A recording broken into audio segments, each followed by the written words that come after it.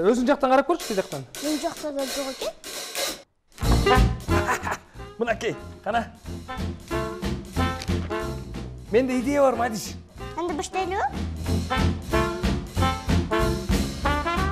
Достор, бул менин колумда эмне? Бул деген резина. Ой, бул деген колгап.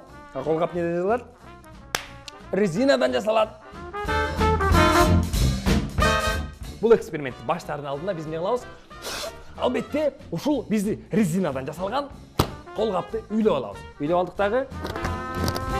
Мен кармап турган колгапта дагы жанагы ушул эле бензиндин курамында дагы бир зат бар. Ал эмне?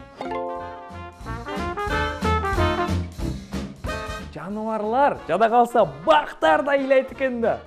Аябай кызык болуп атат да мага ушундай. Түшүнбөй атам. Баластан каналында билесиңби көрсөтүүсү.